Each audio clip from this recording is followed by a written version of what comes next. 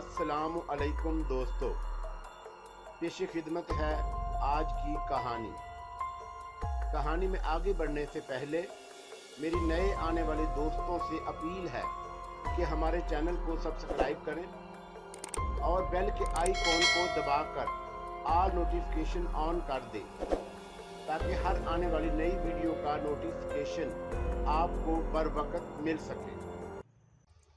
इब्लीस class में lecture दे रहा था। शिर्क गुनाहों में बदतरीन गुनाह है। जब मैंने आदम को सजदा करने से इनकार किया तो मेरे गले में लानत का तोक डाला गया। तो मैंने अर्ज किया कि मुझे क़यामत तक मौत से मोहलत अता की जाए, और मुझे मोहलत अता की गई। तो मैंने कहा, अब मैं क़यामत तक इंसानों को बहकाता और भटकाता रहूंगा, उन्हें गुनाह पर उकसाता और जहन्नम का रास्ता दिखाता रहूंगा। उस पर अल्लाह ने कहा कि वो क़यामत तक शर्मिंदा होने और इस्तग़फ़ार करने वालों को मुआफ़ करता रहेगा। और मुझसे ज़्यादा कौन जान सकता है कि अल्लाह कैसा गफूर रहीम है। बंदा ज़िनाह जैसे गुनाह का अर्तकाब कर बैठे और फौरन ही उस पर शर्मिंदा हो जाए और तौबा के लिए हाथ उठाए तो उसके मुंह से तौबा के अल्फाज निकलने से पहले अल्लाह ताला उसे माफ़ कर देता है। बताओ, कोई हद भी है रहमत और गफ्फारी की। अचानक वो दांत पीसने लगा। ये तो उसने मेरे साथ बदतरीन दुश्मनी की है, वो गुर्राया। मेरी मेहनत इस्तग़फ़ार हाथों पल में अकारत हो जाती है। वो चौंका, अरे बात क्या हो रही थी? आप हमें शिर्क के मुताल्लिक़ बता रहे थे। बातिल ने उसे याद दिलाया। हाँ, मैं शिर्क के मुताल्लिक़ बता रहा था और मैंने बताया कि वो कैसा गफूर रहीम है। उसने फरमाया कि मुशरिक के लिए दुआ ना करे, मुशरिक की इस्तग़फ़ार भी कबूल नहीं होगी। उसे तुम अंदाज़ा लगा लो कि वह बख्शने वाला मुशरिक को बख्शने को भी तैयार नहीं। अब सोचो कि ये शिर्क कैसा अजीम गुनाह है। बेशक योर एक्सीलेंसी, कई तालिबान शैतानियत बेक आवाज़ में बोले, और शिर्क सबसे आम गुनाह है। इसका अर्तकाब बहुत आसान और आसान है। यही हमारा सबसे बड़ा हथियार है। मैं सबसे ज़्यादा फ़ायदा इसी से उठाता हूँ, इसलिए कि बंदे को शिर्क की तरगीब देना बहुत आसान है। वो कैसे योर हाइनस, एक तालिब शैतानियत ने पूछा। एक सच्चे मोहद को शिर्क पर कैसे मजबूर किया जा सकता है? सकीला ने पूछा। शिर्क के भी दो दर्जे हैं, शिर्क खफी और शिर्क जली। शिर्क खफी नादानस्तगी में भी हो जाता है, उसका फायदा हमें आगे जाकर पहुंचता है। बंदे को पता भी नहीं चलता कि वो शिर्क कर रहा है और वो इसका आदी हो जाता है। उसके नतीजे में उसका ईमान कमजोर हो जाता है। इस तक कमजोर हो जाता है कि किसी मौका पर किसी मामूली सी जरूरत की खातिर वो गैर अल्लाह को सजदा भी कर सकता है। मगर कैसे? ये सकीला की आवाज थी। बात वजाहत तलब है योर एक्सीलेंसी, बातिल ने कहा। शिर्क से वही बढ़ सकता है जिसका ईमान मुकम्मल और मुस्तहकम हो। शिर्क में मुब्तला होकर इंसान ईमान से दूर हो जाता है और ईमान की कमजोरी से शिर्क का अर्तकाब आसान हो जाता है। बात अब भी समझ में नहीं आई योर एक्सीलेंसी, और एक तालिब शैतानियत ने कहा, देखो, सब कुछ अल्लाह के कलाम की एक आयत में छुपा है। लुत्फ ये है कि वो आयत सब आयतों से बढ़कर जुबान ज़िदे आम है, लेकिन आदमी उस पर गौर नहीं करता, तो तजस्सुस नहीं करता, समझकर उसे रूह में नहीं उतारता, इसीलिए वो मारा जाता है।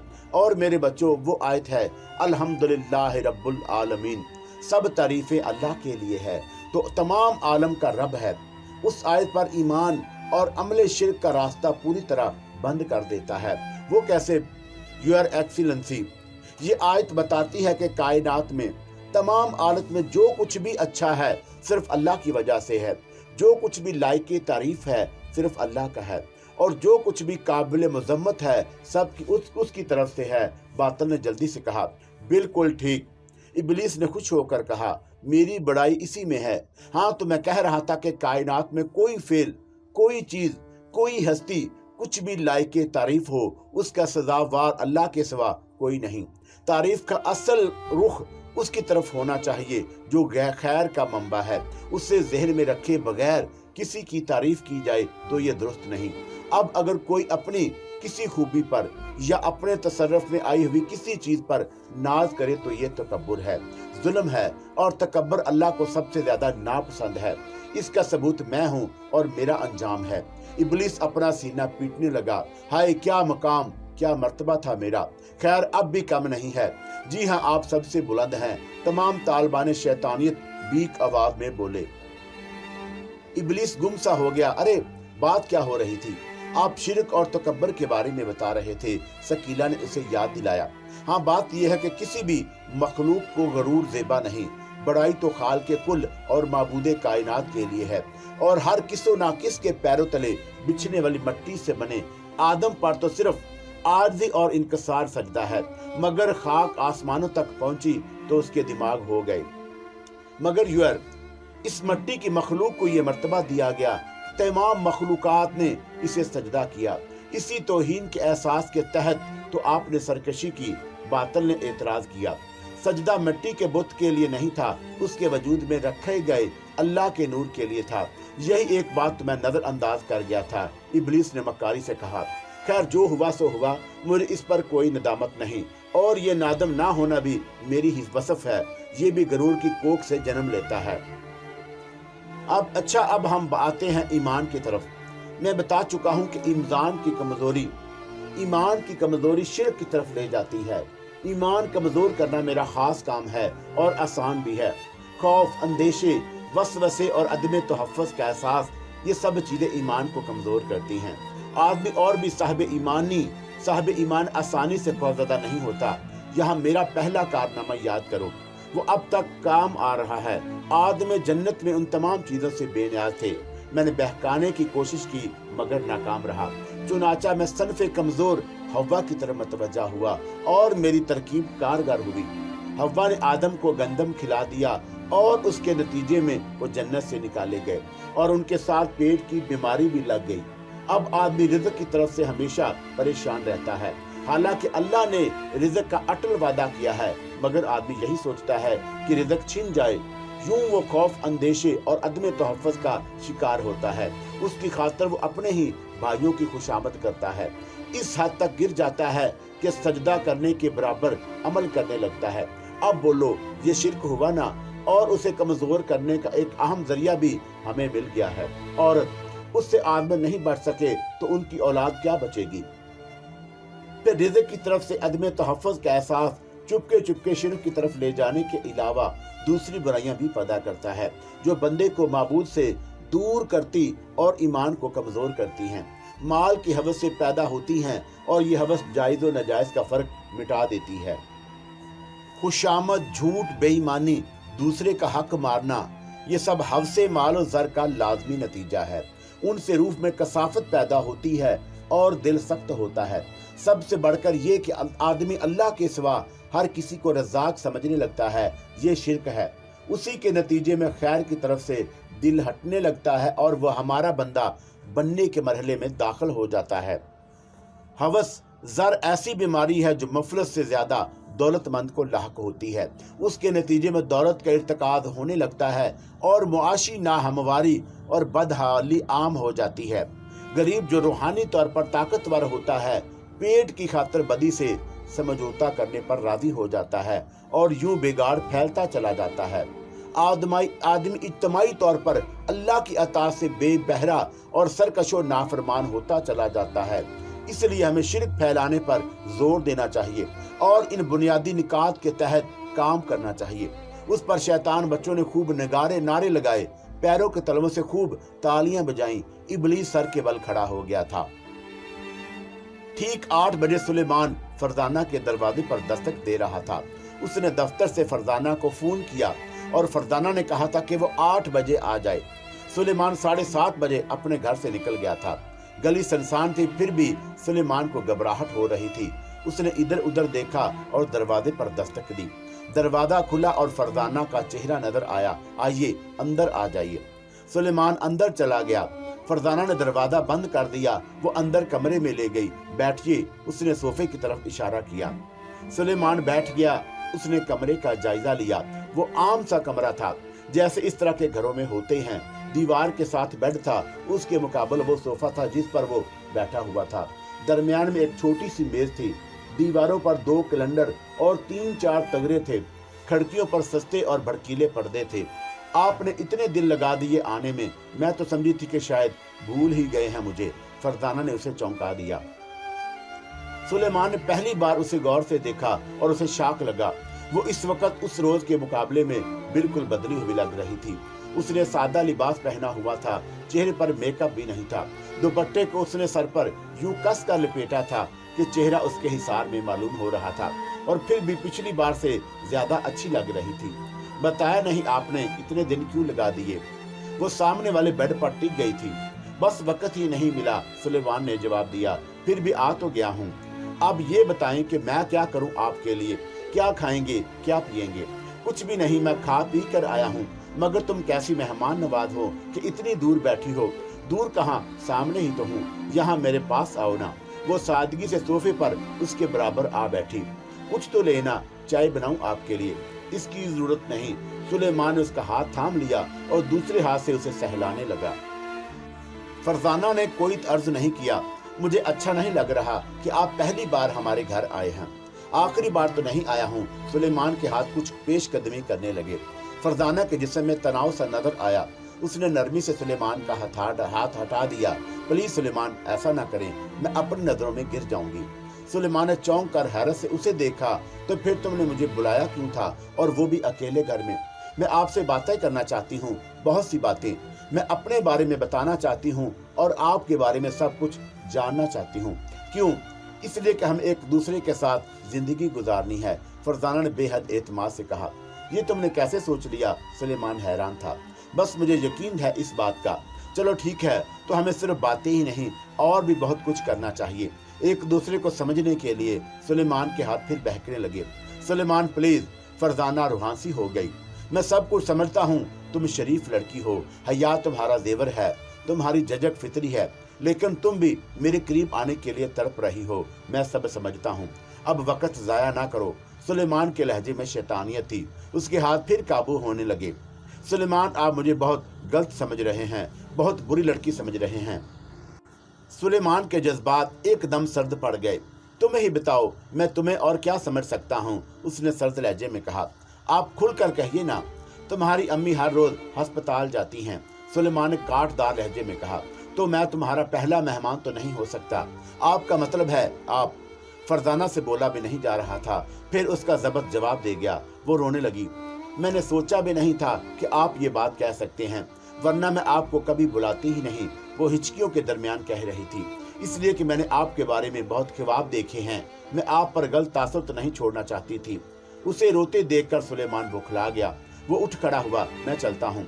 फरजाना ने उसका हाथ थाम लिया। प्लीज, मेरी पूरी बात सुने बगैर आप नहीं जा सकते। मगर तुम तो रो रही हो और ये। अच्छा, अब नहीं रोऊंगी, आप बैठिए तो। फरजाना ने जल्दी से दुपट्टे के पल्लू से आंसू पूछ लिए। तो तुम मुझ पर बुरा तासर नहीं छोड़ना चाहती थी? हाँ, आज वाली बात तो खैर मेरी समझ में ही नहीं आई, मगर उस दिन जब आपने मुझे टैक्सी में छोड़ने की पेशकश की तो मैं हचकिचाई थी। 3 लड़कों के साथ टैक्सी में लिफ्ट लेना, आपके दोस्त भी मुझे गलत समझते और आप भी। तो फिर क्यों बैठ गए टैक्सी में? मैं इस मौके को खोना नहीं चाहती थी। कैसा मौका? सुलेमान का दिमाग घूम रहा था। आपसे तारुफ का। पहली नजर में तो मेरे ख्वाब में भी देख लिए और मेरे साथ जिंदगी गुजारने का फैसला भी कर लिया। सुलेमान का लहजा जहरीला था। मैं आपको कई महीनों से देख रही हूँ, आप कभी मेरी तरफ मतवज्जा ही नहीं हुए। ये पहली नजर का मामला नहीं, लेकिन ये जरूर है कि मुझे पहली ही नजर में आपसे मोहब्बत हो गई थी। फरजाना की नजरें झुक गई। फिर उस दिन आप मेरी तरफ मतवज्जा हुए तो मेरी खुशी की हद ना रही और मैं हर एहतियात भूल गई। सुलेमान ने गहरी सांस ली। ये लड़की उसकी समझ में नहीं आ रही थी। अदनान और रिजवान से वो शर्त लगाने को तैयार हो गया था कि वो शरीफ लड़की है, लेकिन शर्त लगाना तो उसकी आदत थी। वो सचमुच उसे शरीफ नहीं समझा था, मगर अब उसकी अनजानी हिस्स उसे बता रही थी कि वो वाकई नेक शरीफ लड़की है। मैं कसम खा सकती हूँ कि आप मेरी पहली मोहब्बत हैं। आज से पहले मेरी जिंदगी में कोई नहीं आया। फरजाना ने नजरें झुकाते हुए कहा। तो मुझसे क्या चाहती हो? सुलेमान जिच हो गया। वो मतलब निकालने वाला आदमी था, मोहब्बत का कायल नहीं था। मैं बता चुकी हूँ कि आपके बारे में जानना चाहती हूँ। पहले अपने बारे में बताओ। मगर वहाँ बेड पर जा बैठो। तुम मुझे बहुत खूबसूरत लगती हो और मेरे ये हाथ बहुत गुनहगार हैं। फरजाना ने उसे शाकी नजरों से देखा, मगर कहा कुछ नहीं। खामोशी से बेड पर जा बैठी। बाप का सह बचपन ही से सर से उठ गया था। माँ नर्स थी और उसने उसे बहुत अच्छी तरह पाला था, अच्छी तालीम दिलाई थी। और अब वो अपने पैरों पर खड़ी थी। एक दिन उसने बस स्टॉप पर सुलेमान को देखा और वह उसे भाग गया, लेकिन उसकी उसे मुखातब करने की हिम्मत कभी नहीं हुई। फिर वो खुद ही उसकी तरफ मतवज्जा हो गया और यूं इस वक्त वो उसके सामने बैठा था। सब कुछ सुनने के बाद सुलेमान ने झंझलाकर कहा, मेरे बारे में कुछ जानती हो? नहीं, फरजाना ने मासूमियत से नफी में सर हिलाया। कुछ अंदाजा भी है? बस मैं ये जानती हूँ कि आप मुझे बहुत अच्छे लगते हैं और आप बहुत अच्छे हैं। मैं अच्छा नहीं हूँ, बहुत बुरा हूँ। ये समझ लो कि मैं शैतान का भी उस्ताद हूँ। औरत को मैं खिलौना समझता हूँ और तुम जैसी लड़कियों को शिकार। मुझ में दुनिया का हर ऐब मौजूद है, हर बुराई मौजूद है। मैं नहीं मानती। तुम्हारे ना मानने से क्या होता है? सुलेमान ने झंझलाकर कहा। शुक्र करो कि मैं झूठा नहीं हूँ। आस दिलाकर लूटना मेरा शिआर नहीं, वरना आज रात तुम्हारी तबाही की रात होती। समझी कुछ? मैं तुम्हें बहुत आसानी से फिसला सकता था। तो अब ये अच्छाई हुई ना आपकी। आदमी सच्चा हो तो उसकी सब बुराइयां खत्म हो जाती हैं। सुलेमान भरना गया। सच्चा आदमी किसी भी वक्त सब बुराइयां छोड़ देता है। उसे अल्लाह की हिदायत जरूर मिलती है। रात को अकेले घर में गैर मर्द को बुलाती हो और फिर अल्लाह वाली बनती हो। सुलेमान इस पर वार किया। मिलना जरूरी था, इसलिए बुलाया था। अच्छा, अब मेरे बारे में सुन लो। अकेला हूँ, दुनिया में 2 दोस्तों के सिवा मेरा कोई नहीं, अपना मकान भी नहीं। सरकारी फ्लैट में रहता हूँ, सरकारी मुलाजमत है, मगर शौक ऐसे है कि तनख्वाह में पूरा नहीं पड़ता। शर्तें लगाता हूँ और लोगों से और पैसा बनाता हूँ। शर्तों के मामले में बहुत खुशकिस्मत हूँ। आज तक कोई शर्त नहीं हारा। अब तक 2 दर्जन से ज्यादा लड़कियों की जिंदगी तबाह कर चुका हूँ। शराब भी पीता हूँ, हर गुनाह करता हूँ मैं। अब बताओ मुझसे क्या चाहती हो? आप मुझसे शादी कर लें। बेवकूफ लड़की, सुलेमान ने पेशानी पर हाथ मारते हुए कहा। इतनी सी बात नहीं समझती कि जिसका उल्लू यूं ही सीधा हो जाए वो शादी क्यों करेगा? इसलिए कि शादी सिर्फ नफसानी ख्वाहिशात के लिए नहीं की जाती। फरजाना ने बेहद सुकून से कहा।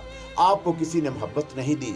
आपको वो मोहब्बत कोई भी नहीं दे सकता जो मैं दूंगी, और ये घर आपका होगा।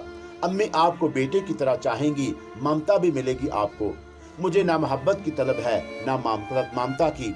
नहीं है तो हो जाएगी। फरजाना बेड से उठी और फिर उसके बराबर आ बैठी। बोले, करेंगी ना शादी मुझसे? मैं तुम्हें सिर्फ वक्ती मोहब्बत दे सकता हूँ, वो चाहो तो मुझसे अभी ले लो। फरजाना का चेहरा तमतमा गया।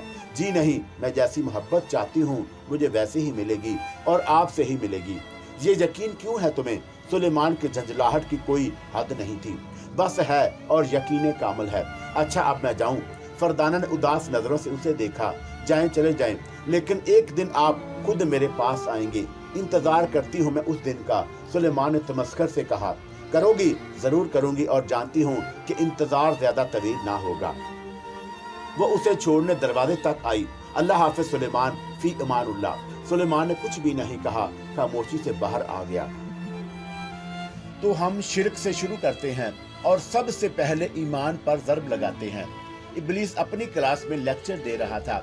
अगले मरहले पर हम आदमी के बातन की तबाही का सामान करते हैं, यानी शैतानी सिफत के फरोग के लिए काम करते हैं। जो कुछ अल्लाह ने मना किया है वो शैतानी सिफत है। तकब्बुर, झूठ, जना, चोरी, हक तलफी, हवसे ज़र, ये सब शैतानी सिफात हैं।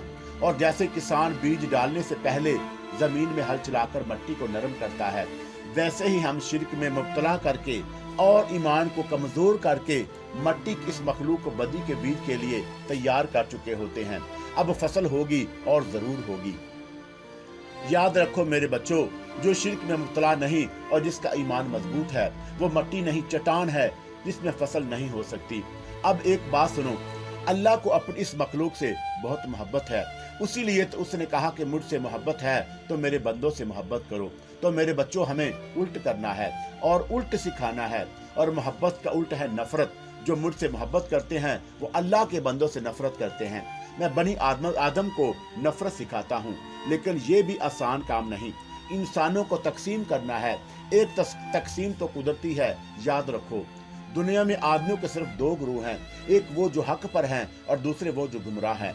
मेरे बंदे हैं, मगर इस कुदरती तकसीम से मेरा काम नहीं चलता। चुनाचा मैं उन्हें तकसीम करता चला जाता हूँ। पहले मजहब की बुनियाद पर उन्हें एक दूसरे से नफरत करना सिखाता हूँ, फिर रंग और फिर नस्ल और फिर जुबान की बुनियाद पर वो नफरत फैलती है। सो ये दुनिया पहले पहले से तकसीम है, यहाँ नफरत की कमी नहीं। सबसे बड़ी रुकावट क्या है, तुम में से कोई बता सकता है? बातल और शकीला ने हाथ उठाए। इबलीस मुस्कुरा दिया। बातल, तू बता। इस्लाम में अखुवत। बिल्कुल दुरुस्त। इबलीस ने सताइशी लहजे में कहा, यहाँ अल्लाह ने मेरे लिए सबसे बड़ी रुकावट खड़ी कर दी। जो लोग अल्लाह पर ईमान लाए और उसके आखिरी रसूल सल्लल्लाहु अलैहि वसल्लम पर ईमान लाए और जिन्होंने तौहीद का कलमा पढ़ा, वो आपस में भाई भाई हैं। खवा वो गोरे हों या काले, खवा उनका तल्लुक किसी भी खित्ता जमीन से हो और कोई भी जुबान बोलते हों, वो एक दूसरे के भाई की तरह मोहब्बत करें। कितना मजबूत रिश्ता है, कितनी मजबूत डोरी है जिससे ये बंधे हैं। मगर ये मजबूती तौहीद और ईमान के दम से है और मैं सबसे पहले इन्हीं पर वार करता हूँ। अब काम आसान हो गया है। अब तौहीद का मरकज सिर्फ मुसलमान हैं जो आपस में भाई भाई हैं। मगर मैं अरब और अजम की तफरीक पैदा करता हूँ। नफरत बढ़ती है, फिर अरब और गैर अरब, फिर कौम परस्ती। ये सूडानी मुसलमान हैं, ये पाकिस्तानी, ये उर्दू बोलता है और ये सवाहली। फिर मैं उन्हीं अकीदों और फिरकों की बुनियाद पर तकसीम करता हूँ, उनमें असीबत का एहसास दिखाता हूँ। ये सिंधी है, वो पंजाबी है, ये पठान है, वो बलोच। फिर मैं सिंधियों को उर्दू बोलने वालों और दूसरी जुबान बोलने वालों से नफरत करने की तरगीब देता हूँ। पंजाबी, पठान, बलोच, सिंधी और फिर इनकी जातें और कबाइला, फिर फिरका वारियत है। ये अहले हदीस हैं, ये सुन्नी हैं और ये शिया। तुम मोमन हो और ये काफिर हैं। नफरत करो, मारो, कत्ल करो, खत्म कर दो इन्हें। इब्लीस कफ उड़ाने लगा और अब हर तरफ नफरत ही नफरत है। मैं जीत गया, हा हा हा, मैं जीत गया। तमाम मखलूकात पर फौकियत रखने वाला इंसान हार गया, जलीलो खवार हो गया। अचानक वो मुतासिफ हो गया, लेकिन क्या फायदा? हकीकत तो मैं जानता हूँ। ये मुशरिकों को मार रहे हैं। अहले ईमान नफरत नहीं करते, वो तो एक दूसरे को कत्ल नहीं करते। हाय मैं क्या करूं, मैं उन्हें कैसे बहकाऊं? वो धाड़े मार मार कर रोने लगा। ये सोचकर मेरी आग बुझने लगती है कि मैं आची मखलूक सर्द होने लगता हूं। मैं क्या करूं? वो बहुत मुबारक महीने की बहुत बूझल रात थी कि उसकी सुबह होते होते खून की सुर्खी उफक पर फैल गई।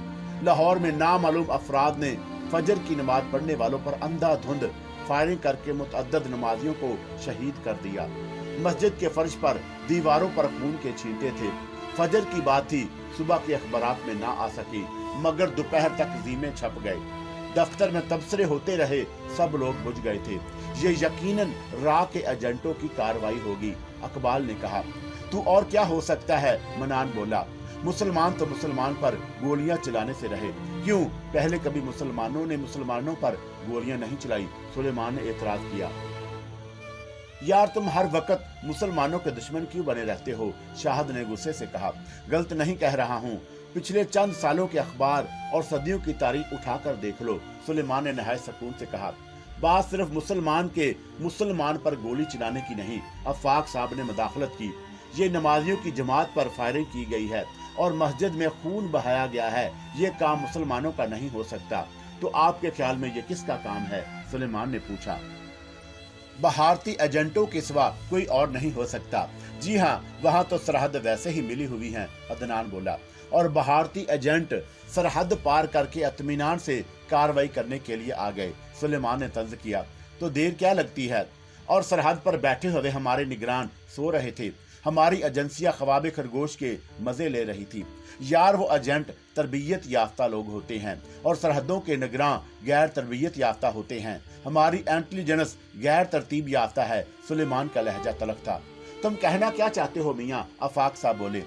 सीधी बसी बात है सर, इधर उधर मुंतकिल करने से जिम्मेदारी पूरी नहीं होती। शहरियों का, मस्जिदों का तहफ़्फ़ुज़ हुकूमत की जिम्मेदारी है। जब तक मुजरम गिरफ्तार नहीं होते, असूली तौर पर हुकूमत मुजरम है, और जब मुजरम गिरफ्तार होंगे तो पता चलेगा कि वो कौन है। अगर वो भारतीय एजेंट हैं तो मैं भी मुजरम हुकूमत ही है। ये कोई बात नहीं कि जब कोई तकरीबी कारी हो, हुकूमत ये कहकर अलग हो जाए कि ये भारतीय एजेंटों की कार्रवाई है। तो क्या ऐसी कार्रवाइयों को रोकना, गैर मुल्की दहशत गर्दों को अपनी सरहदों में दाखिल होने से रोकना मेरी और आपकी जिम्मेदारी है, जबकि हुकूमत के पास तमाम वसाइल हैं। बात तो तुम्हारी माकूल है, मगर तुम इतने सीरियस क्यों हो रहे हो? यस सर, बस सर आज कुछ दर्द मेरे दिल में सवार हो जाता है। और ये हकीकत थी कि इस दिन बहुत चिड़चिड़ा हो रहा था, उसके अंदर गुस्सा भरा हुआ था, मगर उसकी समझ में नहीं आ रहा था कि उसे गुस्सा किस बात पर आ रहा है। उसे मजहब से कोई लगाव नहीं था, ना नमाज से दिलचस्पी, मगर एक आम मुसलमान की तरह वो मस्जिद का एहतराम बहुत खलूस से करता था। इसीलिए इस वाक़े से उसे बहुत तकलीफ हुई और वो ये सच्चाई समझता था कि हुकूमत को इस सिलसिले में अपनी जिम्मेदारी का एहसास करना चाहिए। उस रोज बस स्टॉप पर उसकी मुस्तरिब नजरें इधर उधर कोई जुस्तजू करती रही। उसकी समझ में नहीं आ रहा था कि उसे परेशानी क्या है, तलाश किसकी है। वो दिन ही ऐसा था कि खुद वो अपने लिए नाकाबिले फहम हो गया था। मगर जैसे ही उसकी नजरें बस स्टॉप की तरफ आती हुई फरदाना पर पड़ी तो उसकी समझ में सब कुछ आ गया। वो फरदाना को तलाश कर रहा था, उसका मुंतजिर था। उसके साथ ही उसे शौक लगा, ये क्या, ये तो उसके मजाज के खिलाफ है। उसने कभी किसी लड़की को इतनी अहमियत नहीं दी, लेकिन ना चाहते हुए भी वो बस में और घर पहुंचकर भी फरदाना के बारे में सोचता रहा। ये एक गैर मामूली बात थी। उसे तस्लीम करना पड़ा कि फरजाना ने उसे इस अंदाज में मुतासर किया है कि पहले कभी किसी लड़की ने नहीं किया था। वो उसके बारे में सोचता रहा। उस लड़की से जिस सूरत हाल में ताल्लुक पैदा हुआ था उसके तहत उसे अच्छी लड़कियों में शुमार नहीं किया जा सकता था, मगर वो जानता था कि वो ऐसी वैसी नहीं, बहुत अच्छी है और वो उससे शादी करना चाहती थी। शादी सुलेमान के लिए एक ऐसा दूर का इम्कान थी जिसके बारे में उसने कभी सोचा ही नहीं था और सोचना भी नहीं चाहता था। और फिर उसे एक और शौक लगा। उसके दिल में फरजाना के पास जाने और उससे मिलने की ख्वाहिश पूरी शिद्दत से उभरी थी। ऐसे कि एक बार तो उसकी नीयत से उठ भी गया कि उसने खुद को रोक तो लिया, मगर उसकी झंझलाहट और गुस्सा और बढ़ गया। ये बेबसी उसके लिए भी नई भी थी और बेहद नापसंदीदा भी। दिल उसके दिमाग के फैसले के खिलाफ मुज़ाहमत कर रहा था, उसे उकसा रहा था। लड़कियां उसके लिए एक खूबसूरत रास्ते की हैसियत रखती थी, जिससे एक बार और बाद हालात में चंद बार गुजरा जा सकता था। वो पड़ाव डालने तक का कायल नहीं था। ऐसे किसी रास्ते पर घर बनाने का तो सवाल ही नहीं था। उस लम्हे सुलेमान ने ठंडे दिल से ये फैसला किया कि वो अपने अंदर की ये जंग पूरी तरह ताकत से लड़ेगा और ये जंग किसी कीमत पर भी नहीं हारेगा। वो एक आम सी लड़की की अहमकाना ख्वाहिश के आगे कभी नहीं झुकेगा। मगर उस रात उसे नींद मुश्किल से ही आई। ईमान पर अटैक करना बहुत आसान है, इब्लीस अपने शागिर्दों को समझा रहा था कि वो उसकी 7वीं क्लास थी। तो में से कोई बता सकता है कि कैसे? उसके कई शागिर्दों ने हाथ बुलंद किए। उनमें हमेशा की तरह बातल और शकीला भी थी। इब्लीस ने इस बार दूसरे शागिर्दों को मौका देने का फैसला किया। उसने एक तालिब शैतानियत से कहा, हाँ तुम बताओ, शिरक के जरिए। ये तो मैं बता चुका हूँ कि मैं इसे आसान तरीके की बात कर रहा हूँ, इब्लीस ने कहा और एक और शागिर्द की तरफ मुड़ा, तुम बताओ। तकब्बर को फरोग देकर एडवांस कोर्सेज में रटे से काम नहीं चलता, सोचने की आदत भी डालनी चाहिए, इब्लीस ने तलखी से कहा। फिर वह बातल की तरफ मुड़ा, तुम बताओ। सफाई और पाकीज़गी की बेखनी करके बातल ने जवाब दिया, ये हुई ना बात। इब्लीस ने बेहद खुश होकर कहा। फिर शकीला से पूछा, क्यों? इसलिए कि अल्लाह ने सफाई को निसफ ईमान कहा है। बिल्कुल दुरुस्त। इब्लीस के दांत निकल पड़े। अब सोचो, सिर्फ गंदगी में मुब्तला करके हम इब्ने आदम को आधे ईमान से महरूम कर सकते हैं। अब मैं ये बताऊं कि मैंने सफाई को इतनी अहमियत क्यों दी। ये सफाई और गंदगी, पाकी और नापाकी आगे जाकर और हलाल और हराम तक पहुंच जाती है। मैं पाक था, आग हमेशा पाक होती है, और गंदी मिट्टी का मुजस्मा गंदा था। अल्लाह ने उसे अजमत दी और गरूर और तकब्बर ने मुझे गंदा कर दिया। सरकशी और नाफरमानी ने मुझे नापाक कर दिया। तो अब यूं है कि अल्लाह को सफाई पसंद है और मुझे गंदगी, उसे पाकी पसंद है और मुझे नापाकी, उसे हलाल पसंद है और मुझे हराम। गंदी मिट्टी के पुतले को गंदगी यानी उसकी असल की तरफ रागब करना बहुत आसान है, और ये तमाम काम मैं बहुत आसानी से करता हूँ।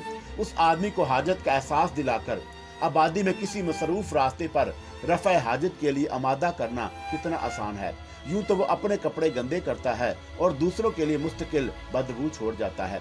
कपड़ों पर छींटे पड़ जाएं तो उन्हें नजरअंदाज कर देना आदमी के लिए कितना आसान है, ये तुम सोच भी नहीं सकते। अपने घर का कूड़ा बाहर गली में फेंक देना कितना आसान है, और सफाई से ये दूरी आदमी को नापाकी की तरफ ले जाती है। इब्लीस के दांत निकल पड़े। नापाकी उसे नमाज से दूर कर देती है, जो अल्लाह की अतात शार और सरकश बंदों के दरमियान फर्क करती है। सिर्फ यही नहीं, नापाकी आदमी के बातन को बेतदरीज रोशनी से महरूम और नापाक करती जाती है। अच्छी सोच नापाक आदमी के जहन की तरफ रुख नहीं करती। अच्छा ख्याल ऐसे आदमी के दिल की तरफ फटकता भी नहीं। अच्छे अमल का तो सवाल ही पैदा नहीं होता। अब समझ में आई मेरी बात। उस पर क्लास तालियों से गूंज उठी। आप सबसे अजीम तर हैं, योर एक्सीलेंसी। तालिबान शैतानियत गा रहे थे। शकीला इबलीस से लिपटकर उसका मुंह चाटने लगी। इबलीस का चेहरा धूप से लथड़ गया था। उसने चेहरा साफ करने की जहमत भी नहीं की। अब सुनो। कुछ देर बाद इबलीस ने सिलसिला खराफात जोड़ा। हराम नापाकी से आगे ही की चीज है। हराम के सामने ईमान बिल्कुल ही नहीं पिटता, पूरी तरह खत्म हो जाता है। नापाकी के मरहले में दाखिल होने के बाद आदमी हराम को बुरा नहीं समझता। ऐसे में मेरी तरगीब उसके लिए बहुत मुअस्सर हो जाती है। हराम चीज का ताल्लुक बराह रास्त आदमी के खून से है। वो खून में शामिल होता है और तुम जानते हो कि खून पूरे जिस्म में गर्दिश करता है, दिल और दिमाग में भी जाता है। लिहाजा हराम का एक जर्रा, एक कतरा भी बहुत अहम होता है और वह पूरे वजूद को, रूह तक को गलीज कर देता है। ऐसा आदमी अच्छा सोच नहीं सकता, अच्छा कर ही नहीं सकता। अब समझो ये कैसी उम्दा चीज है हराम। इब्लिस ने जोर देकर चटखारा लिया। अब तुम समझो कि रिज़्क़ की कितनी अहमियत है। आदमी दो तरह से हरामी हो जाता है। एक नुतफे से, उसका ताल्लुक भी खून से है। इसके मुतल्लिक कल तफसील से बताऊंगा। दूसरी चीज रिज़्क़ हराम है। आदमी हराम खाता है तो हराम उसके खून में खराबी पैदा करता है और उसका पूरा रूहानी निज़ाम मुअत्तल हो जाता है। शराब तो खैर बहुत मुसलमान पीते हैं, उन्हें उसकी तरफ रागब करना मुश्किल जरूर होता है, नामुमकिन नहीं। लेकिन मुसलमान को फितरती तौर पर बद जानवर से नफरत है। उसे सूर के गोश्त पर माइल करना नामुमकिन है। ये एक बड़ी दुश्वारी थी। मेरी अजमत देखो कि मैंने उसका कैसा तोड़ किया। मैंने हलाल को भी हराम कर दिया और वो हलाल जो दर हकीकत हराम होता है उसे बड़े शौक और रगबत से खाता है और हरामी हो जाता है, जबकि उसे इल्म भी नहीं होता। उसके लिए आदमी में माल की हवस पैदा करनी पड़ती है। मादे की इस दुनिया में तरगीबात की कमी नहीं। मैं मर्दों पर काम करता हूँ मगर उसका नतीजा सिर्फ 50% निकलता है। यहाँ मुझे सही महीनों में औरत से मदद मिलती है। उसकी अहमियत आदम और हवा के मामले में समझ ली थी। मर्द को हाकमियत का जाम रहता है, लेकिन दर हकीकत वो औरत की नज़ाकतों और अदाओं की वजह से उसका महकूम होता है। औरत महकूम बनकर मर्द को उंगलियों पर नचा सकती है, ऐसे कि उसका गरूरे मर्दानगी भी मजरू नहीं होता। जो मर्द बराह रास्त माल की हवस में मुब्तला होने से बच जाते हैं, मैं उन्हें ज्यादा से ज्यादा औरतों की हवस में मुब्तला करने की कोशिश करता हूँ। मेरी कोशिश होती है कि वो बीवी के अलावा भी दूसरी औरतों के चक्कर में पड़ जाएं। ये काम ज्यादा मुश्किल नहीं होता और जब ऐसा होता है तो उन्हें महबूबा की फरमाइशें पूरी करनी होती हैं। आमदनी कम पड़ जाती है तो वो हफ्से ज़र में मुब्तला हो जाते हैं। फिर वो नाजायज राय से पैसा कमाते हैं। ये पैसा उनके घर में भी जाता है और उनकी बीवी और औलाद, हत्ता के औलाद की औलाद, बल्कि नस्लों तक में बिगाड़ पैदा होता है। दूसरी औरतों के चक्कर में डालते वक्त मैं कोशिश करता हूँ कि वो नाजायज ताल्लुकात तक महदूद रहें। यूं हराम दर हराम सिलसिला चलता है। हराम कारी भी होती है और हराम पैसे की जुस्तजू भी। मगर ऐसे लोग भी होते हैं जिनके अंदर ज़मीर किसी हद तक जिंदा होता है। वो शादी के बगैर किसी दूसरी औरत से ताल्लुक नहीं रखना चाहते और वो दूसरी शादी कर लेते हैं। दूसरी शादी भी वही मसाइल लाती है, आमदनी कम, अखराजात ज्यादा और सिर्फ नाजायज कमाई का खुला होता है। इस बार 2 घर खराब हो रहे होते हैं। हराम का असर गुनाह होता है। और मेरे बच्चों, ऐसे लोग भी होते हैं जो खुदा की वजह से दूसरी औरत के चक्कर में शादी के नाम पर भी नहीं पड़ते। मुझे नफरत है उन लोगों से। ये खौफे खुदा पर बहुत बड़ा फसाद है। इब्लिस जज्बाती होने लगा, फिर उसने खुद को संभाला। उन्हें मैं औरत की मदद से सीधा करता हूँ। वो कैसे, योर एक्सीलेंसी? एक तालिबे शैतानियत ने पूछा। हवस वो चीज है जो खत्म नहीं होती, बढ़ती ही चली जाती है। कारून भी अपने खजाने से मुतमिन नहीं होता। और हवस मेरे बच्चों झूठी महरूमी के एहसास के बतन से पैदा होती है। तो किसी घर में कितनी ही खुशहाली हो, मैं उस घर के मालिकों को महरूमी का एहसास दिला सकता हूँ। मैं किसी आम से घर में जाता हूँ तो खातूने खाना से कहता हूँ, पड़ोसन 2000 की नई साड़ी लाई है और तुम हो के वही छीतड़े पहन रही हो। फिर क्या है, घर में फसाद शुरू हो जाता है। खौफे खुदा रखने वाले शोहर का घर में रहना दूभर हो जाता है। अपने सुकून की खातिर उसे साड़ी खरीदनी है और उसके लिए पैसों का बंदोबस्त करना है। रिज़्क़ हलाल मुकर्रर है, बस सामने हराम का दरवाजा खुला है। अब वो बेचारा कम मज़ाहमत करे या ज्यादा, अंजामे कार उसी दरवाजे में ही हो जाना है। मेरी समझ में ये नहीं आता योर एक्सीलेंसी कि जिस घर में जरूरत की हर चीज मौजूद हो वहाँ हम कैसे काम करें। शकीला ने पूछा। जैसे मैं करता हूँ। और आप क्या करते हैं? मैं बारी बारी उस खुशहाल घर की हर चीज को मुस्तरद करा देता हूँ। नजमा ने 131 इंच का टीवी खरीद लिया, जबकि हमने पुराने 129 इंच के टीवी से काम चला रहे हैं। हमारे घर में 94 मॉडल की टोयोटा है, जबकि रजिया ने 97 का मॉडल खरीद लिया है। कैसी बेकार इज्जती की बात है। इस फर्नीचर को 6 माह हो चुके हैं, अब ये आउट ऑफ डेट हो चुका है। ये ज्वेलरी और मलबूसात अब फैशन में नहीं। इस फ्रिज से अब जान छुड़ा लेनी चाहिए। अब वीसीआर का जमाना नहीं रहा, ये मंगला छोटा है। जरा चल कर सादिया का घर तो देखें, आंखें खुल जाएंगी आपके। ये भी कोई इलाका है रहने का कि लिफ्टन चले साहले समुंदर के करीब। इब्लिस नस्वानी अंदाज में नकल उतार रहा था। फिर वो अपनी आवाज में बोला, समझे तुम लोग, जितना बड़ा घर, जितनी खुशहाली, उतनी हवस, उतनी ही मुसीबत। लोग कहते हैं कि हर कामयाब मर्द के पीछे एक औरत होती है। मैं कहता हूं कि मर्द कामयाब हो या नाकाम, अच्छा हो या बुरा, दोज़खी हो या जनती, बदकार हो या नेकोकार, कोई भी हो, कुछ भी हो, हर मर्द के पीछे एक औरत, बल्कि बाद औकात कई औरतें हैं। इतना कहकर इब्लिस मकरू आवाज में हंसने लगा तो फिर वो बोला, हराम के दूसरे रास्ते के बारे में मैं तुम्हें कल बताऊंगा। योर एक्सीलेंसी, मैं एक बात पूछना चाहती हूँ। शकीला बोली, पूछो। सब औरतें तो बुरी नहीं होती होंगी। यही तो रोना है कि सब औरतें बुरी नहीं होती। इब्लिस ने दांत पीस कर करा, वरना अब तक ये दुनिया तबाह हो चुकी होती, जन्नत वीरान होती और दोज़ख छलक रही होती। इसीलिए तो मैंने कहा कि हर जन्नती मर्द के पीछे भी एक औरत होती है। तो योर एक्सीलेंसी, जिस औरत पर आपकी तरगीब बेअसर हो जाए, उसके सिलसिले में आप क्या करते हैं? अपने सर के बाल नोचता हूँ और उस औरत पर लानत भेजता हूँ, इसलिए कि उसके बाद उसके घर में मेरी दाल नहीं गिलती, वहाँ मैं शिकस्त खा जाता हूँ। इब्लिस ने गैज़ो गज़ब से लाल पीला होते हुए कहा, मेरी बच्ची, आखिर में ये याद दिलाकर तुमने मेरा मूड खराब कर दिया। अब आज शाम 4 बजे यूनिवर्सिटी के लॉन में आ जाना। वहाँ मैं सबके सामने तुम्हें खासे खिलत शैतानियत यानी खिलते बदकारी से ये नफ्से नफीज सरफराज करूंगा। बस अब छुट्टी करो। शकीला के दांत निकल पड़े। ये मेरे लिए एजाज होगा योर एक्सीलेंसी, उसने कहा। यूनिवर्सिटी में ऐलान करवा दीजिए। वो महीना ही क़यामत का महीना साबित हो रहा था। चेहरे सुते हुए और दिल बुझे हुए थे। हर नजर में खौफ था। हर शख्स हर दूसरे शख्स को मशकूक निगाहों से देखता। अखबार की सुर्खियां खून से लिखी हुई मालूम होती थीं। अखबार पढ़कर शर्म से झुक जाते थे। अब अभी आधा रमजान गुजरा था, मगर दोनों फिरकों की 3 मस्जिदों पर खूनी हमले हो चुके थे। एक जगह नमाजियों से पूरी तरह भरी हुई मस्जिद में तरावी पढ़ने वालों पर फायर खोल दिया गया था। सरकारी हैंड आउट में शहीद होने वालों की जो तादाद बताई गई थी वो अफसाना लगती थी। मस्जिद के फर्श पर जमा खून का तालाब कुछ और ही कहानी सुना रहा था।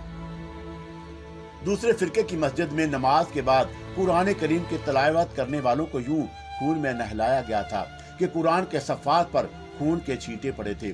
इन वाक़यात की वजह से शहर असीब ज़दा लगने लगा था। हर शहरी नफ्सियाती मरीज बन गया था। सुलेमान ने अखबार से नजरें हटाते हुए तंजिया लहजे में कहा, अब आप लोग कहें कि राह के एजेंट यहाँ भी पहुँच गए तो ये कोई नामुमकिन बात नहीं। अकबाल ने कहा, मगर उसका लहजा कमजोर था। क्या हमारे आईन में राह के एजेंटों को तहफ़्फ़ुज़ दिया गया है? सुलेमान ने तलखी से कहा, आज तक की कार्रवाई उन्होंने की है, मगर कभी राह का कोई दहशतगर्द पकड़ा नहीं गया। क्या हुकूमत की नाअहली नहीं? राह के एजेंट देख तो लिए जाते हैं, पकड़े नहीं जाते। ये अच्छा नुस्खा कीमिया हुकूमत के हाथ लगा है। ठीक कहते हो मियाँ। अफाक साहब भी काम छोड़कर उनकी तरफ मतवज्जा हो गए। मगर सर, अब मैं नहीं मान सकता कि ये भारतीय एजेंटों की कार्रवाई है। सुलेमान पफर गया। तो फिर सर, ये सब कुछ हम मुसलमान ही कर रहे हैं। क्या बात गलत है? आप दलील से कायल कर सकें तो मैं हाजिर हूँ सर। पहले मुझे ये बताओ कि तुम कैसे मुसलमान हो? सुलेमान गड़बड़ा गया, उसका सर झुक गया। आप जानते हैं सर, उसने दबी दबी आवाज में कहा, मैं ज्यादा नहीं जानता। और इस सवाल का जवाब मैं देना भी नहीं चाहता, ये जवाब तो तुम्हें ही देना है। आफाक साहब ने गहरी सांस लेकर कहा, मैं बस इतना जानता हूँ कि तुम रोजा कभी नहीं रखते, तुम्हें कभी जुमा पढ़ने की तौफीक भी नहीं हुई। मेरे ख्याल में तुम हर बुरा काम करने के लिए तैयार रहते हो और हर अच्छे काम से भागते हो। अब मेरे सवाल का जवाब दो, तुम कैसे मुसलमान हो? सुलेमान चंद लम्हे सर झुकाए बैठा रहा, फिर उसने सर उठाकर आहिस्ता से कहा, मैं बहुत बुरा इंसान मुसलमान हूँ सर। आप सच बताओ, अगर कोई तुम्हें 1 लाख रुपए सिर्फ इस बात के लिए दे कि तुम जूते पहनकर मस्जिद में अंदर तक चले जाओ, तो तुम क्या मान जाओगे? सुलेमान का चेहरा तप गया। सवाल ही पैदा नहीं होता सर, मैं पेशाब करता हूँ ऐसे लाख रुपए पर, उसने जज्बाती लहजे में कहा। उसी लम्हे उसकी समझ में आया कि आफाक साहब उसे किस तरफ ले जा रहे हैं। मैं ये हरकत करूंगा तो मुझे जिंदा कौन छोड़ेगा? उसने दफा किया। गलत, तुम्हारा पहला जवाब सच्चा था। वो तुमने जो गुस्से में दिया था वो गुस्सा लगाओ की दलील है, ये बात नहीं सर। अच्छा, कोई लाख रुपए देकर ये कहे कि ऐसी मस्जिद में जहाँ कोई भी मौजूद नहीं, जूते पहनकर अंदर तक चले जाओ, तो क्या तुम मान लोगे? आफाक साहब भी इस कायल से कायल करने पर तुल गए थे। उन्होंने सवाल की नौइयत तब्दील करके उसे बेबस कर दिया। सुलेमान चंद लम्हे बेबस बैठा रहा, फिर उसने आहिस्ता से कहा, बड़ी से बड़ी रकम भी पेश की जाए तो मैं तसव्वुर भी ऐसा नहीं कर सकता। ये हुई ना बात, मस्जिद के अंदर नमाजियों पर फायरिंग करना तो बहुत दूर की बात है। कोई बुरे से बुरा मुसलमान मस्जिद की इतनी बेहुरमती भी नहीं कर सकता। यही मेरी दलील है। उम्मीद है कि तुम कायल हो गए होगे। दलील तो आपकी वजनी है सर, लेकिन फिर ये सब क्या हो रहा है? सुलेमान ने बेबसी से कहा, देखो बेटे, इस्लाम का मतलब है सलामती। आफाक साहब ने मुश्किलाना लहजे में उसे समझाया। सलामती तमाम इंसानों के लिए, तमाम आलम के लिए। ये बात समझ लो कि कोई मुसलमान मस्जिद की बेहुरमती नहीं कर सकता। जो करता है अगर बज़ाहिर मुसलमान भी है तो दर हकीकत नहीं। ये नमाजियों को शहीद करने वाले, मस्जिद के दरे दीवारों को मुसलमानों के खून से लहनाने वाले मुसलमान हो ही नहीं सकते, खवा वो ज़ाहिरी तौर पर मुसलमान हों। दर हकीकत वो शैतान के चेले हैं। जरा सोचो तो, ये हरकत और वो भी रमजान की बाबरकत महीने में कोई मुसलमान कर सकता है? तुम जिसे ना नमाज से वास्ता है ना रोजे से, इस हरकत से करते और झंझलाते हुए तो क्यों? इसलिए कि तुम बुरे सही मगर मुसलमान हो। समझ में आई मेरी बात?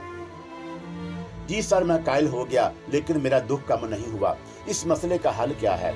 हमें अपने अंदर छुपे हुए मूजी काफरों की तरफ से चौकन्ना रहना चाहिए, और उनकी निशानदही हो जाए तो उनसे छुटकारा हासिल करना चाहिए। ये बहुत बड़ा फितना है और इसका सद्देबाब जरूरी है।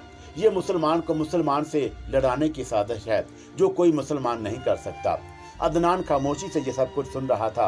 उसने कहा, सर एक बात मैं भी कहूँ आपकी गुफ्तगू के हवाले से? हाँ कहो। मैं आपकी ये बात मानता हूँ कि मुसलमान मस्जिद की बेहुरमती नहीं कर सकता, लेकिन सर बरसों से हमारे अखबारात गवाही दे रहे हैं कि मुतअद्दिद मौके पर पुलिस जूतों समेत मस्जिद में घुस गई और उनसे बात पुरस भी नहीं की गई। इसके बारे में क्या कहते हैं आप? उसी वक्त फोन की घंटी बज उठी। आफाक साहब ने रसूल उठाया। बात अधूरी रह गई। उस रोज भी बस स्टॉप पर सुलेमान ना चाहते हुए भी फरजाना को देखता रहा, लेकिन फरजाना ने नजरें नहीं उठाई। सुलेमान की झंझलाहट बढ़ती ही जा रही थी। ये लड़की ख्वाह उसके लिए मसला बन रही थी। तुम्हें मालूम है मुझे सबसे ज्यादा नफरत किस चीज से है और कौन लोग मुझे सबसे ज्यादा बुरे लगते हैं? इब्लीस ने अपनी क्लास में पूछा। नहीं यूर एक्सीलेंसी, सब ने बीक आवाज में कहा। तो सुनो, मुझे सबसे ज्यादा नफरत निकाह से है और मोहब्बत करने वाले शोहर और बीवी मुझे सबसे ज्यादा बुरे लगते हैं। इब्लीस ने कहा। इसकी वजह जानते हो? नहीं यूर एक्सीलेंसी, इसलिए कि निकाह अल्लाह का ऐसा तोहफा है जो ज़ना जैसे फितरी गुनाह कबीरा का रास्ता रोकता है, बल्कि उसे रहमतों, बरकतों और अजर वाला काम बना देता है। जरा सोचो तो कि उससे हमारा काम कितना खराब होता है। अगर सब शादी करने लगे तो ज़ना कौन करेगा? अब ये बताओ कि वो कौन सा काम है जो बंदा अल्लाह के हुक्म के मुताबिक करता है और फिर मुझे खुशी होती है? मैं समझ गया यूर एक्सीलेंसी, बातन ने कहा। वो यकीनन तलाक है। गुड, तुम वाकई ज़हीन हो। हाँ, जब भी शोहर और बीवी में अलहदगी होती है मैं खुश हो जाता हूँ। नाचाकी होती है, घर में तफरका पड़ता है तो मैं खुश होता हूँ। मैं खुश होता हूँ कि ज़ना का बंद रास्ता खुल रहा है, लेकिन शादी तो इंसान की फितरत में है। शकीला ने कहा। देखे ना, हर मज़हब में, हर अकीदे में लोग जिनसी ताल्लुक को कानूनी शक्ल देने के लिए शादी करते हैं, यहाँ तक कि बेदीन भी शादी करते हैं। इसीलिए तुम्हें शादी से इतनी नफरत है। इब्लीस ने कहा, मैंने कहा था ना कि आज तुम्हें हराम की पहली और बुनियादी किस्म के मुतालिक समझाऊंगा। ये है नुत्फे का हरामीपन, और इस सिलसिले में जो काम मैंने किया है उस पर मुझे फख्र है। मैंने हलाल को हराम करने की ऐसी तरकीब निकाली है कि किसी को पता भी नहीं चला। मैं बता चुका हूँ कि निकाह से मुझे सबसे ज्यादा नफरत है। मुझे इसका तोड़ करना था। तलाक अल्लाह को नापसंद है, लेकिन जिंदगी में ऐसे मौके भी आते हैं कि तलाक नागुज़ीर हो जाती है। तलाक ना होती तो ऐसे मामलात निकाह की पाकीज़गी को मजरू करते, इसलिए तलाक की इजाजत दी गई। अल्लाह ने इस सिलसिले में वाज़ेह और दो टोक अहकाम जारी किए। तलाक के होने या ना होने में शक और इबहाम की कोई गुंजाइश ना छोड़ी। ये भी ख्याल रखा कि इंसान की फितरत में गुस्सा भी है, और गुस्सा आदमी को अंधा कर देता है। गुस्से में उसे बुरे और भले की तमीज नहीं रहती। ये अमर यकीनी था कि लोग गुस्से में तलाक दिया करेंगे। दो आदमी मुस्तकिल साथ रहें तो कभी न कभी लड़ेंगे भी।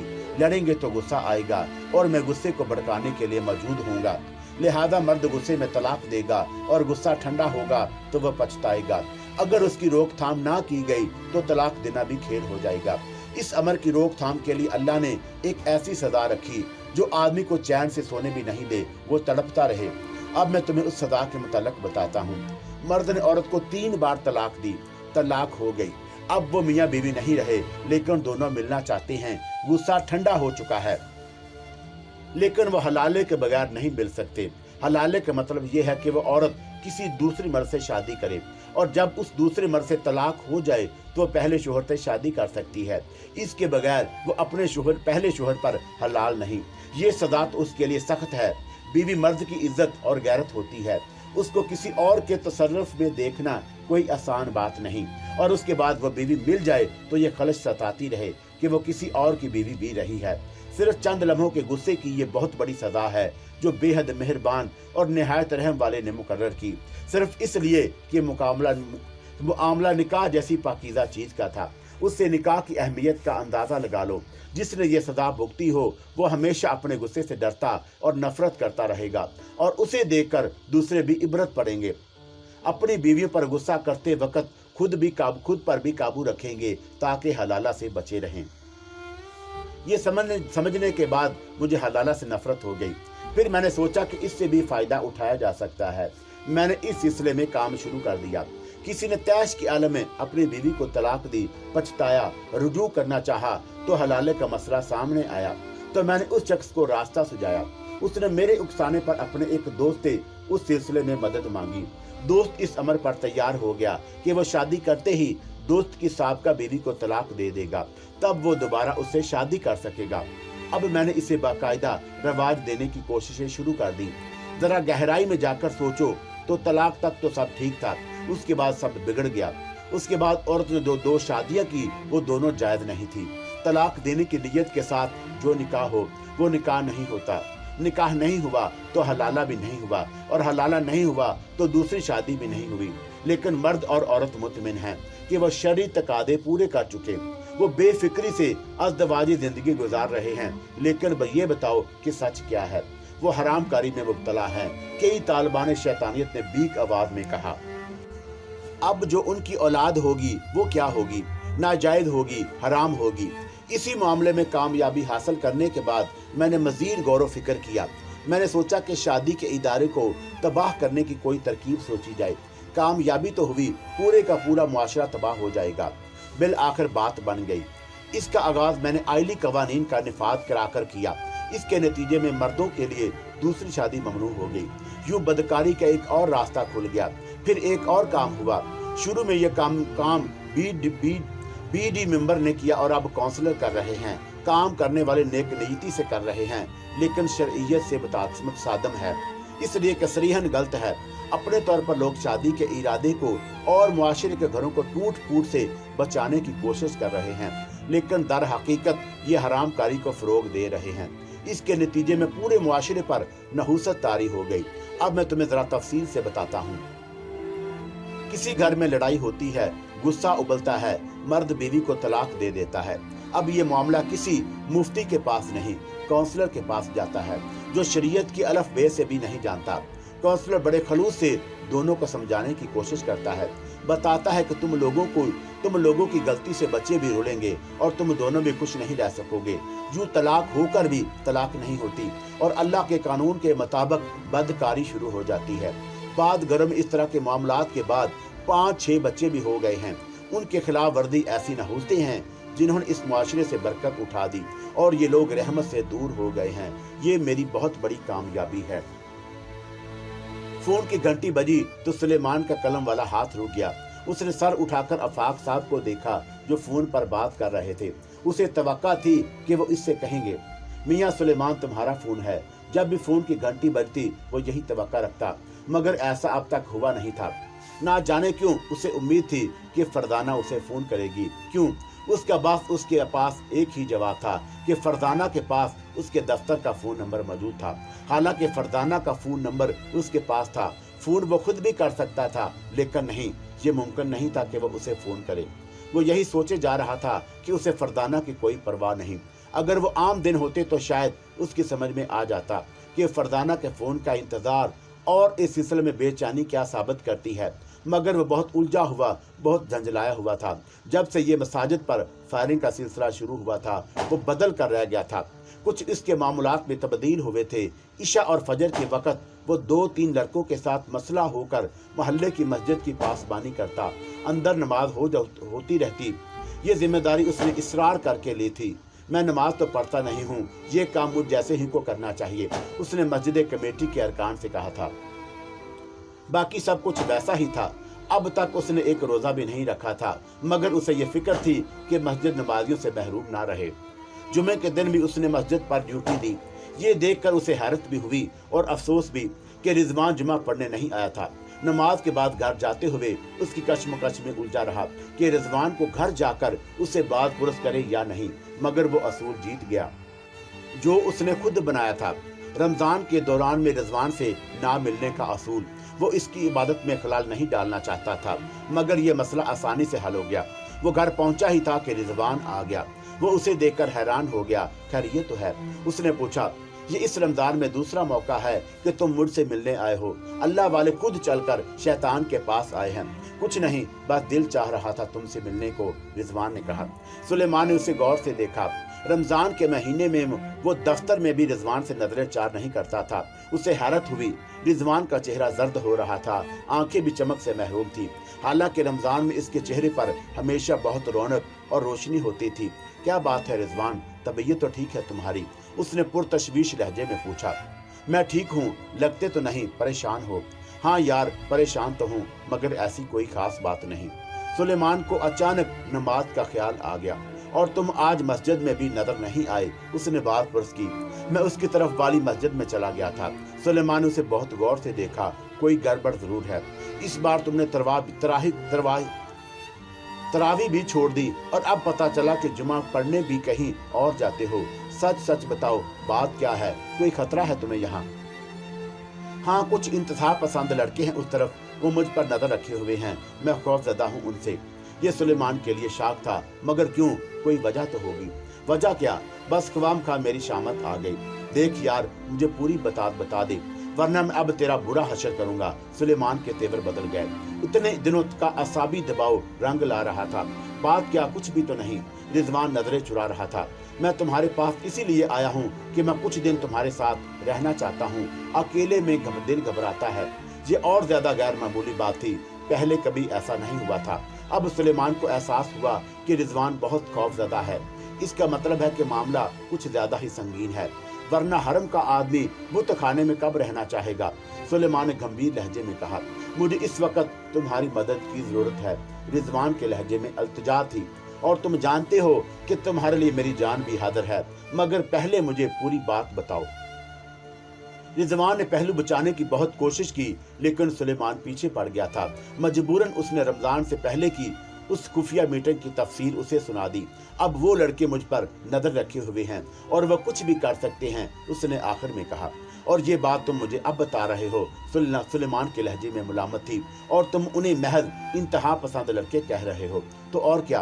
बेवकूफ आदमी, अगर वो वाकई इन मामलात में मुलव्वस हैं तो वह मुसलमान ही नहीं हैं। आफाक साहब की बात याद नहीं, फिर भी मैं क्या कर सकता था।